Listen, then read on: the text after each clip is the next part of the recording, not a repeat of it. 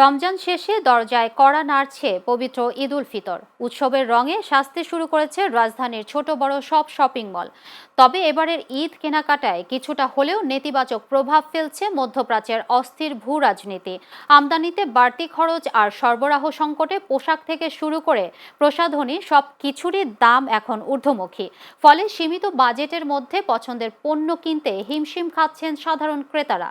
বিস্তারিত দেখুন RK রেজার রিপোর্টে।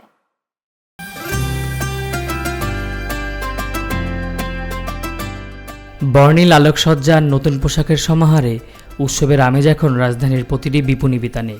তবে বাহ্যিক এই চাকচিকের আড়ালে লুকিয়ে আছে ভিন্ন এক হিসাব নিকাশ। বিশ্ববাজারের অস্থিরতা আর মধ্যপ্রাচ্যের যুদ্ধ পরিস্থিতির পরোক্ষ শিকার যেন এবারের ঈদ বাজার।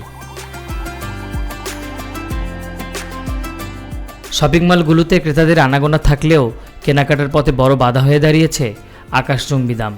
সামর্থ্যের মধ্যে মানানসই পোশাকটি খুঁজে পেতে ক্রেতারা এক মার্কেট থেকে অন্য মার্কেট চষে বেড়াচ্ছেন, কিন্তু বাজেটের সাথে পছন্দের অমিল যেন কাটছেই না।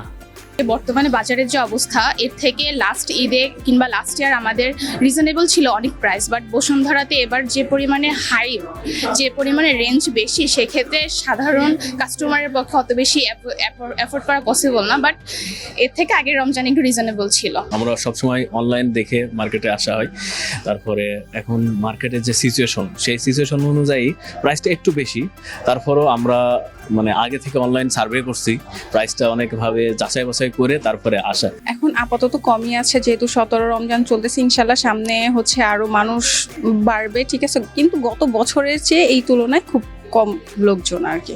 অনেকগুলো মার্কেটে আমাদের ঘোরা হয়েছে, তো বিগত বছরের থেকে এবছর একটু তুলনামূলক দাম বেশি দেখা যাচ্ছে। তো বর্তমান যে মধ্যপ্রাচ্যের পরিস্থিতি, তো এশিয়া মহাদেশের মধ্যে এটার প্রভাব আসবে, এটা তো স্বাভাবিক। বিক্রেতাদের দাবি, বৈশ্বিক পরিস্থিতিতে পণ্য আমদানিতে খরচ বেড়েছে কয়েক গুণ, যার প্রভাব পড়ছে খুচরা বাজারে। গত বছরের তুলনায় বেচাকেনা এখনও আশানুরূপ নয় বলে জানান তারা। ঘুরে দেখতে পারেন পুরো মার্কেটে সবার অবস্থাই খুবই খারাপ। আমরা এখন অসহায়ের মতো বসে আছি। দেখেন কোনো কাস্টমারই নেই আমাদের এখানে। এই মনে করেন যে আপনার 2-3 দিন ধরে আর কি লোকজন সমাগম হচ্ছে। হ্যাঁ, তবে আপনার গত রমজানের থেকে এই রমজানে এখন মনে করেন যে একটু কাস্টমার আনাগোনা কম। আস্তে আস্তে কাস্টমার বাড়তেছে, কিন্তু বিশ্ববাজারের জন্য আমাদের একটু মন্দা যাচ্ছে, কিন্তু কাস্টমার মোটামুটি আশাস্বরূপ না এখনো। তবে এত কিছুর পরেও রোজার ক্লান্তি শেষে এক ফালি বাঁকাচাঁদ যখন খুশির বার্তা নিয়ে আসবে, তখন এই কেনাকাটার ক্লান্তি ম্লান হয়ে যাবে প্রিয়জনদের হাসি মুখের কাছে। তাই তো প্রতীক্ষা কেবল সেই মাহেন্দ্রক্ষণের। ভূ রাজনীতির মারপ্যাচে সাধারণ মানুষের উৎসবের আমেজ কিছুটা ফিকে হয়েছে মধ্যপ্রাচ্যের যুদ্ধ পরিস্থিতি নিয়ে।